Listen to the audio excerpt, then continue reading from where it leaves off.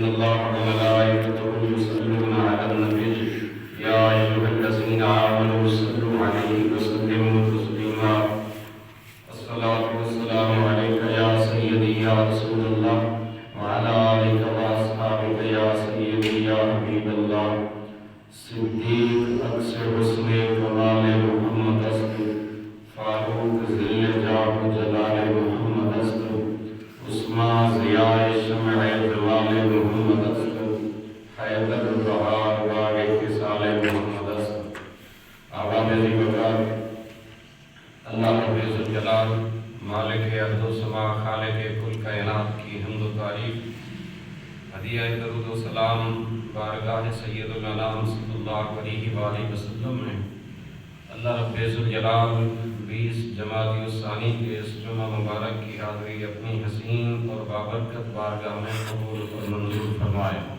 موسم جمیع حاضرین کے لیے ذریعہ عذر اور ذخیرہ آخرت بنائے محبت سے کہیے آمین برادران اسلام اس ماہ کی ابتدا سے تاجدار صداقت خلیفہ بلا فصل یار غار مصطفیٰ رفیق مزار مصطفیٰ سیدنا ابی بکر صدیق رضی اللہ تعالیٰ عنہ کے فضائل و مناقب اپنی بساط کے مطابق عرض کرنے کی کوشش کر رہے ہیں غالباً یہ تیسرا جمعہ ہے حضرت ابو بکر صدیق رضی اللہ تعالیٰ عنہ اللہ رب ذوالجلال نے جمیع اصحاب رسول میں آپ کے عز و شان کو چنا پھر رحمت عالم صلی اللہ علیہ وآلہ وسلم کو عطا فرمایا اور میرے پاک نبی مدنی آقا صلی اللہ علیہ وسلم نے سیدنا تاجدار صداقت ابو بکر صدیق سب کہیں رضی اللہ تعالیٰ عنہ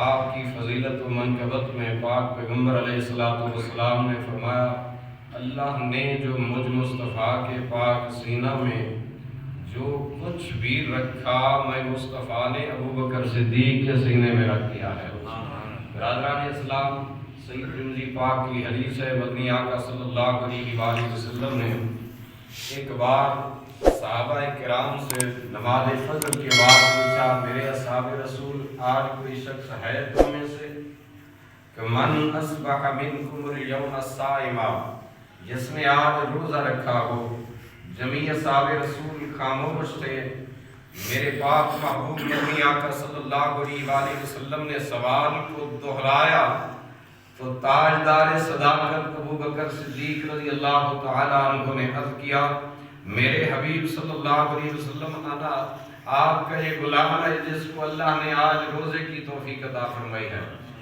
پیغمبر صادق مخبر صادق نبی دو جہاں صلی اللہ علیہ وآلہ وسلم نے سوال یہیں پہ نہیں روکا بلکہ اگلا سوال میرے مکی مدنی آقا صلی اللہ علیہ وآلہ وسلم نے ارشاد فرمایا فمن تبع منکم اليوم الجنازہ ہے کوئی آج جو آنے سے قبل جنازہ بھی کسی کا پڑھ کے آیا ہو تو اس وقت بھی اصحاب رسول کے مجمع پر سکوت طاری تھا اگر کوئی شخصیت بولی تو وہ ابو بکر صدیق پاک رضی اللہ تعالیٰ عنہ کی تھی عرض کرتے میرے مکی مدنی آقا صلی اللہ علیہ وآلہ وسلم یہ شرف بھی مجھے اللہ نے آج عطا فرمایا تیسرے نمبر پر میرے مکی مدنی آقا صلی اللہ علیہ وآلہ وسلم نے تیسرا سوال کیا فمن اطعم منکم اليوم مسکینا ہے کوئی تم میں سے ایسا جس نے آج کسی مسکین کو کھانا کھلایا ہو پھر مسجد میں آیا ہو جو ہے جناب کی نبی محتشم صلی اللہ علیہ وسلم کے جواب پر بھی اصحاب رسول کے مجمع پر سکوت طاری تھا اگر کوئی بولا تو وہ یار غار مصطفیٰ صدیق اکبر تھے صدیق اکبر تھے اللہ رب ذوالجلال نے آدم علیہ السلام سے جو سلسلہ نبوت کا چلایا آدم علیہ السلام کے بعد جو انبیاء آئے وہ پہلوں کی تصدیق کرتے تھے اپنی نبوت کی تبلیغ کرتے تھے گویا کہ وہ مصدق بن کے آتے تھے اور یہی سلسلہ انبیاء کرام کی آمد کا اللہ نے اس امت کے آخری رسول میرے مکی مدنی آقا صلی اللہ علیہ وسلم تک چلایا حضور سے پہلے تک جو انبیاء آئے ایک دوسرے کی تصدیق کرتے رہے، لہذا وہ مصدقن، قرآن کہتا ہے کہ وہ مصدق بن کے آئے، مگر تاجدار ختم الرسل جب خاتم الانبیاء کی باری آئی، چونکہ آپ کے بعد نبوت کا سلسلہ منقطع تھا، ختم تھا، رب ذوالجلال نے فرمایا میرے حبیب ان نبیوں کے بعد جو نبی آئے تھے میں نے انہیں مصدق بنا کے بھیجا تھا، آپ کے بعد نبی کوئی نہیں ہے، میں نے آپ کو صدیق عطا فرمایا ہے۔ فرمایا میرے حبیب اب مصدق کی ضرورت نہیں ہے، اب صدیق نہیں ہے، صدیق اکبر عطا فرمایا۔ فرمایا تمام سچوں سے سچا صدیق اکبر اللہ رب ذوالجلال جل مجدہ الکریم کے سچے نبی میرے پاک محبوب مدنی آقا صلی اللہ علیہ وسلم نے پھر چوتھا سوال کیا، فرمایا ہے کوئی تم میں سے آجا فمن آتا منکم اليوم مریضا، جس نے آج کسی مریض کی عیادت کی اور پھر مسجد میں قدم رکھا۔ اجتماع صحابہ رسول کا ہے، توجہ رکھیے گا ذرا جملوں پر، اجتماع صحابہ رسول کا ہے، سوال کرنے والا اللہ کا سچا حبیب خاتم الانبیاء ہے، اور سامنے بھی سچے بیٹھے ہیں، بات کرنے والا بھی سب سچوں میں سے سچا ہے۔ تو تاجدار ختم المرسلین صلی اللہ علیہ وآلہ وسلم نے جب یہ جملے ارشاد فرمائے، تمام صحابہ کی زبانوں پر سکوت طاری تھی۔ یار غار مصطفیٰ بولے آقا آج عبد الرحمن ابن عوف میرے یار کی طبیعت میں نے سنا، رات مجھے پتہ چلا کہ طبیعت کچھ علیل ہے، بیمار ہے، لہذا تہجد کی نماز انہوں نے کبھی چھوڑی نہیں۔ میں جس وقت تہجد کی نماز کے لیے مسجد نبوی شریف میں آ رہا تھا، راستے میں گھر پڑتا تھا، میں نے کہا اپنے دوست کی خبر گیری کرتا جاؤں اور تیمارداری اور عیادت اور بیمار پرسی کرتا جاؤں تاکہ ان پوچھ لوں ان کی طبیعت کیسی ہے۔ برادران اسلام یہ 4 سوال تھے، کتنے سوال تھے؟ 4 سوال۔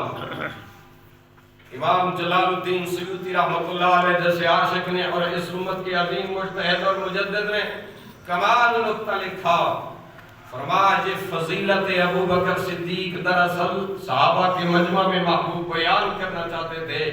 میرے غلاموں آج میں نے سوال ہی ایسے کیے ہیں جو کسی کرنے والے نے کیے، فرمایا جو عمل کسی کرنے والے نے کیا تھا تبھی تو میں نے وہی سوال کیے۔ اور اس سے باریک تر نقطہ امام جلال الدین سیوطی رحمۃ اللہ علیہ نے اگلا لکھا، فرماتے ہیں امام الانبیاء صلی اللہ تعالیٰ علیہ وسلم سے امت کے عمل مخفی نہیں ہے، سرکار کو پتہ تھا ابو بکر یہ عمل کر کے آئے ہیں، تبھی صحابہ کے مجمع میں یہ سوال کیے، فرمایا تھا کہ صحابہ کو پتہ چل جائے یار غار مصطفیٰ کو مصطفیٰ کی رفاقت اور سنگت و صحبت میں اولیت یوں ہی نہیں مل گئی، ابو بکر ہر مقام پر ہر نیکی میں بھی اول نظر آتا ہے۔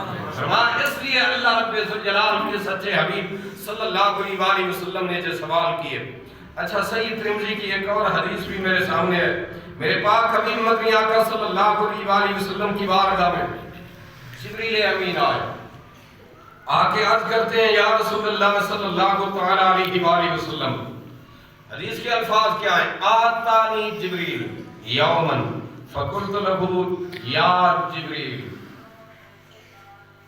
اس حدیث کے راوی خود عمر ابن الخطاب ہے۔ اس حدیث کے راوی کون ہے؟ خود عمر ابن الخطاب رضی اللہ تعالیٰ عنہ، مراد رسول بھی ہیں، مرید رسول بھی ہیں، وہ عمر ہیں جن کے سائے سے شیطان بھاگتا بھی ہے۔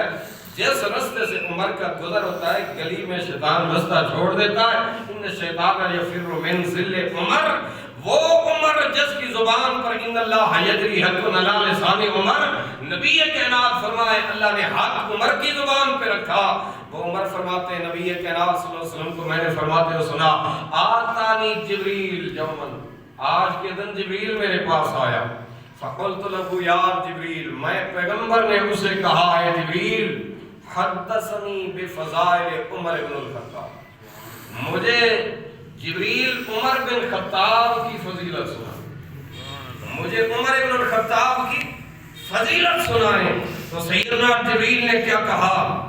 عرض کرتے ہیں قال لو لبثت فحدثتک بفضائل عمر فی السماء ما لبث نوح فی قومہ الف سنہ الا 50 عاما. جبریل امی عرض کرتے پیارے آقا اگر اتنا وقت مل جائے جتنی عمر نوح علیہ السلام کو ملی تھی. جبریل کی تو ویسے ہزاروں سال عمر ہے نا، لیکن کہتے ہیں اگر مجھے اس وقت مہلت اتنی مل جائے جتنی مہلت حیات ظاہری کی نوح علیہ السلام کو ملی تھی، فرمایا پھر میں فضائل عمر ابن الخطاب بیان کرنا شروع کروں. میرے پاک حبیب عمر کے ایک دن کی فضیلت پورا نہیں ہو سکتا، آپ نے تو عمر کی زندگی کی فضیلت پوچھی ہے نا. یارو یہ حدیث بیان کرنے کے بعد عمر ابن الخطاب رو پڑے. فبکا عمر ابن الخطاب، حدیث کے الفاظ ہے بس آپ رو پڑے. فرمائے اتنی فضیلت سننے کے باوجود بھی میں عمر صدیق کی ہمسری اور برابری نہیں کر سکتا، کیونکہ مدینے والے مصطفیٰ نے فرمایا ہے، فرمایا عمر کی ساری زندگی کی نیکیاں ایک طرف ابو بکر کی ایک رات کا مقابلہ نہیں کر سکتے. وہ ابو بکر صدیق رضی اللہ تعالیٰ عنہ جن کو اللہ رب الجلال میں مقام بخشا، شرف بخشا، فضیلت بخشی، عزت بخشی. وہ کیا عزت ہے، وقت تو نہیں لیکن صرف مختصر سا ایک نکتہ عرض کروں.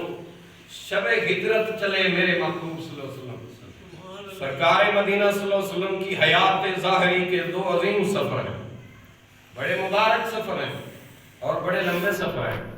ایک سفر ہے سفر معراج کا اور ایک سفر ہے سفر ہجرت کا. سفر معراج میں فرشتوں کا خلیفہ بلا فصل حضور کا رفیق سفر ہے، فرشتوں کا خلیفہ اور رسول، اور جبریل امین وہ رفیق سفر ہے، نوریوں کا سردار رفیق سفر ہے. مگر سفر ہجرت میں بشریت میں بعد از انبیاء جو سب سے افضل بشر ہے وہ ابو بکر صدیق مع سفر ہے. نبی کریم صلی اللہ علیہ وسلم کا رفیق سفر ہے. برادران اسلام سفر معراج پر محبوب آئے کہاں؟ مسجد اقصی شریف میں. حکم ملا، سرکار امامت فرمائی. حالانکہ آدم تا عیسیٰ تمام انبیاء موجود کھڑے، عمر میں بڑے ہیں، شانیں بھی بہت اللہ نے عطا فرمائی ہیں، لیکن جبریل ان کا ہاتھ تھام کر آگے کھڑے کر رہے ہیں جو سب سے بڑا مقام کے لحاظ سے، مرتبے کے لحاظ سے.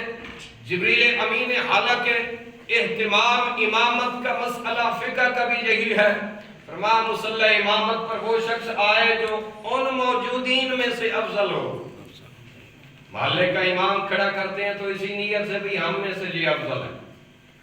اگر تمام برابر ہوں تو جو علم میں سب سے افضل ہے، اگر علم میں سب برابر ہیں تو اسے کھڑا کیا جائے جو تقوی میں سب سے افضل ہے. اگر تقوی میں بھی سب برابر ہیں تو اسے کھڑا کیا جائے جو حسن میں سب سے افضل ہے. یہ پھر مسائل فقہ کے آگے بات جتنی لمبی کرتے جائیں ہوتا جائے گا. برادران اسلام شب ہجرت جبریل نے اسے کھڑا کیا جس کا انبیاء میں ہمسری کوئی نہیں کر سکتا تھا. دنیا سے جاتے ہوئے میرے رسول نے مصلی امامت پر اسے کھڑا کیا. صحیح بخاری کی حدیث ہے، مرو با بکر فلیصلی بالناس، فرمایا جاؤ بلال ابو بکر کو حکم دو میرے مصلی امامت پر نماز پڑھا. سفر معراج میں جبریل نے انہیں کھڑا کیا جن جیسا انبیاء کی جماعت میں کوئی نہیں تھا. یارو یہاں مصلی امامت پر مصطفیٰ نے اسے کھڑا کیا، صحابہ میں جن جیسا کوئی نہیں تھا.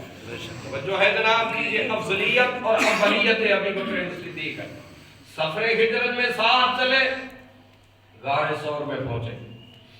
صدیق اکبر نے ہاتھ جوڑ کے عرض کیا کریم کائنات صلی اللہ علیہ وسلم اگر اجازت ہو میں پہلے غار کی صفائی کر لوں پھر اندر تشریف لائی.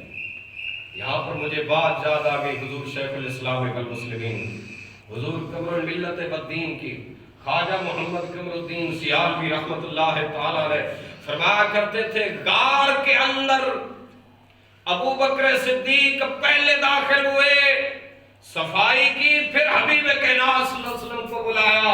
فرما میں قمر الدین ببانگے دوہل یہ جملے کہہ سکتا ہوں. فرما مصطفیٰ کا پیار تلاش کرنے والوں مجھے مصطفیٰ کی عزت کی قسم فرما جب تک ابو بکر کسی سینے میں نہیں آئے گا مصطفیٰ کی محبت و سینے میں کبھی نہیں آئے گا.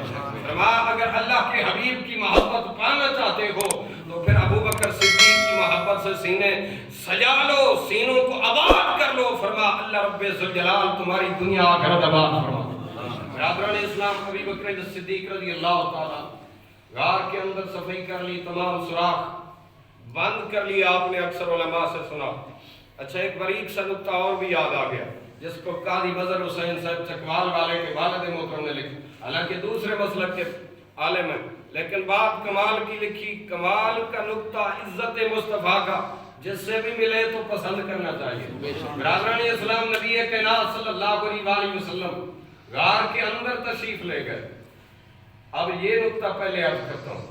غار کے اندر تشریف لے گئے, پیچھے سے کافر تعاقب کرتے ہوئے غار کے دہانے تک پہنچے. قاضی مظہر حسین کے والد کیا لکھتے ہیں, کہتے ہیں وحدہ لا شریک, مولا کی عزت کی قسم غار کے دہانے پر مشرکین مکہ کھڑے ہیں اور باہر سے مکڑی نے جالا بھی تنا ہے, کبوتری نے انڈے بھی دیے. کہتے ہیں ادھر سے یہ منظر دیکھا تو کافر کہنے لگے یہ مکڑی کا جالا تو نبی کائنات صلی اللہ علیہ وسلم کی ولادت سے بھی پہلے کا لگتا ہے, ابو بکر صدیق کی ولادت سے بھی پہلے کا لگتا ہے, اتنا پرانا. اور یہ کبوتری کے انڈے جو دیے ہوئے ہیں یہ کبوتری کا گھونسلہ بھی پرانا. کہتے ہیں آپس میں کہنے لگے اگر اندر جاتے مکڑی کا جالا بھی ٹوٹ جاتا اور یہ کبوتری کے انڈے بھی ٹوٹ جاتے. بے شک آپس میں کہنے لگے جہاں کسی بشر کا گزر نہیں ہوا, جہاں کوئی جن و انس کوئی نہیں گزرا, یہاں صدیق و پاک محبوب نہیں گزرے. اگر گزرتے تو یہ یوں نہ ہوتا. کہتے ہیں کیوں, انہوں نے قیاس کیا محبوب کی پاک ذات اقدس کو اپنے آپ پر. ان بدبختوں کو کیا خبر مصطفیٰ تو وہ نور ازلی کے امین بن کے آئے ہیں جن کے بارے میں اللہ رب ذوالجلال نے فرمایا قد جاءکم من اللہ نور و کتاب مبین.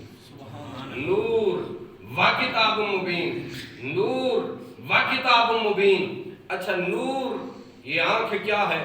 نور. نور یہ آنکھ اگر شیشے میں سے گزرے, بھائی نے اینک پہنی ہوئی ہے, اینک میں سے مجھے دیکھ رہے ہیں, نور گزرا شیشے میں سے, ٹوٹا؟ شیشے ٹوٹے نہیں. نور کی لطافت ہی اتنی ہے کہ وہ گزر جائے تب بھی کوئی ثقیف شے ٹوٹنے نہیں پاتی. انہوں نے کمال نکتہ لکھا, کہا مصطفیٰ کی نورانیت جسمی میں شک ہی نہیں کرنا چاہیے. مصطفیٰ وہیں سے گزرے تھے, مکڑی کا جالا پہلے سے تنا ہوا تھا, کبوتری کے انڈے پہلے سے دیے ہوئے تھے, مگر نور ازلی گزرا ہے, اللہ کا سچا حبیب گزرا ہے. فرما اسی لیے وہ نہیں ٹوٹے. سوال پیدا کر کے جواب پھر اگلا خود دیا. اچھا محبوب نور تھے, صدیق اکبر ساتھ گزرے ہیں تو مکڑی کا جالا ٹوٹ جانا چاہیے تھا, کبوتری کے انڈے ٹوٹ جانے چاہیے تھے, کیوں نہیں ٹوٹے؟ کہا اس لیے نہیں ٹوٹے, محبوب خدا کو صدیق اکبر کندھوں پہ اٹھا کے لائے تھے. فرمایا وجود مصطفیٰ صدیق کے وجود سے مس ہوتی آئی تھی, برکات مصطفیٰ وجود صدیق کو مل گئے تھے. جو نورانیت جس میں مصطفیٰ میں تھی اس کا عکس صدیق کے وجود میں آ گیا تھا, اسی لیے صدیق بھی گزر گئے تو کچھ نہیں ہوا. اللہ رب ذوالجلال نے کافروں کی عقل پہ پردہ ڈال دیا. برادران اسلام, نبی کائنات صلی اللہ علیہ وسلم کے لیے غار کو صاف کر کے صدیق اکبر عرض کرتے ہیں پیارے آقا تشریف لائیے. کریم کائنات صلی اللہ علیہ وسلم اندر تشریف لائے, میرے مکی مدنی آقا صلی اللہ علیہ وآلہ وسلم کے یار غار میں اب ایڑی دی ہوئی ہے ایک سوراخ پر, ایڑی رکھی. اس غار میں ایک مار تھا, اس میں ایک سانپ تھا, 500 سال سے منتظر تھا. امام سیوطی لکھتے ہیں عیسیٰ علیہ السلام کی کلام میں زبانی سنا تھا کہ وہ اللہ کا آخری خاتم الانبیاء نبی جب آئے گا, سفر ہجرت فرمائے گا, مکہ سے جو پہلا پڑاؤ حضور ڈالیں گے تو سور کے پہاڑ میں اللہ کے سچے حبیب غار کو آباد فرمائیں گے. اس نے وہیں سے سنا چل کے آیا. اب صدیق اکبر کی ایڑی بنی رکاوٹ, صدیق نے کہا تو بھی عاشق میں بھی عاشق، مگر میں ایسا عاشق ہوں اپنے عاشق تک پہنچنے نہیں دوں گا۔ صدیق اکبر رضی اللہ تعالیٰ عنہ کی ایڑی پر زہر نے اثر کیا، سانپ نے ڈسا، میرے مصطفیٰ کریم صلی اللہ علیہ وسلم کے یار غار کے وجود پر زہر نے اثر کیا، مگر صدیق کہہ رہے تھے زبان حال سے، فرمایا موت اگر قدموں پہ دستک دے رہی ہے تریاق صدیق کی جھولی پہ موجود ہے، فرمایا تریاق صدیق کی گودی میں ہے، اگر موت قدموں میں دستک دے رہی ہے تو حیات صدیق کی گودی میں ہے، فرمایا مجھے کاہے کی فکر ہے۔ صدیق اکبر رضی اللہ تعالیٰ عنہ کے چشمان مقدس سے آنسو نکلے، فبکا ابی بکر صدیق رضی اللہ تعالیٰ عنہ، وہ گرم قطرہ آنسو کا چہرہ ودعا پہ پڑا، میرے محبوب نے فرمایا لم تبکا یا ابا بکر، ابو بکر کس بات میں رلایا؟ آقا سانپ نے ڈسا ہے، فرمایا فکر نہ کر صدیق، حیات تیری گودی میں جو جلوہ ہے۔ اللہ کریم نے فرمایا میرا حبیب خود بھی حیات اور حبیب سے وابستہ ہونے والوں کو بھی من من صالحا من ذکر او انثى وهو مؤمن فلنحيينه حیاتا طیبہ، میں حیات طیبہ ایسے لوگوں کو عطا فرماتا ہوں۔ برادران اسلام، لعاب مصطفیٰ کی برکت سے زہر کافر ہو گیا، صدیق اکبر کو پیاس لگی، عطشا شدیدا یا رسول اللہ صلی اللہ علیہ وسلم، صدیق اکبر عرض کرتے ہیں آقا مجھے سخت پیاس لگی ہے، میرے آقا کریم صلی اللہ علیہ وسلم نے فرمایا صدیق اکبر ایسا کرو غار کے دہانے کی طرف چلے جاؤ، اللہ نے پانی کا انتظام وہاں پہ کیا۔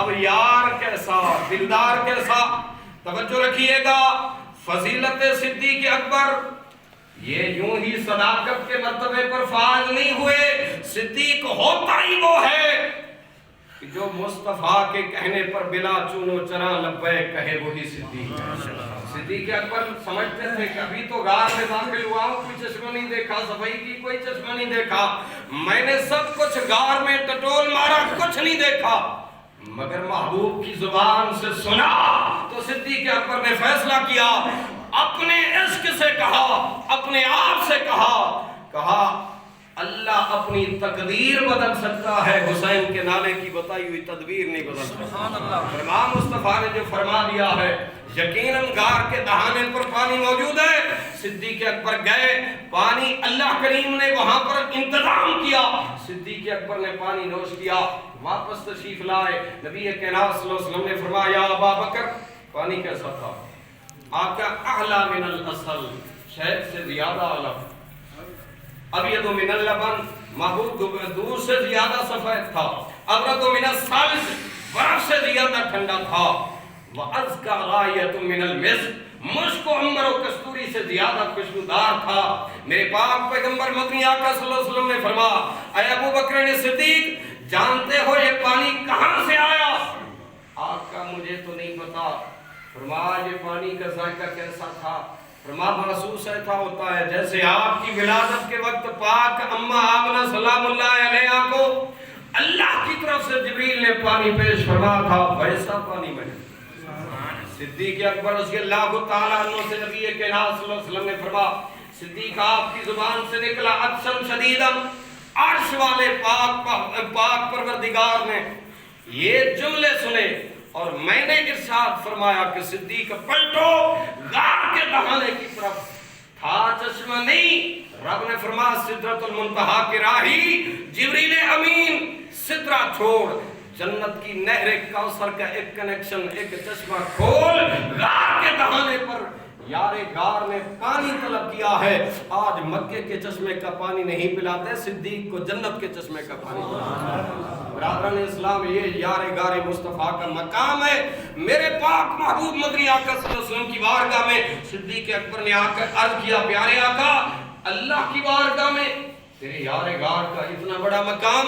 میرے محبوب نے فرمایا ہاں صدیق والذی بعثنی بالحق کے نبیہ، مجھے اس ذات کبریا کی قسم جس کے قبضہ قدرت میں محمد عربی کی جان ہے، فرمایا اگر کوئی بندہ دنیا میں 70 نبیوں کے برابر عمل بھی کر کے آئے لیکن سینے میں تیرا بغض لے کے آئے، رب اس کے عمل منہ پر دے مارے گا جب تک یار غار کی محبت سینے میں سجا کے نہیں آئے۔ اللہ کی بارگاہ میں دعا ہے مولا کریم ہم سب کو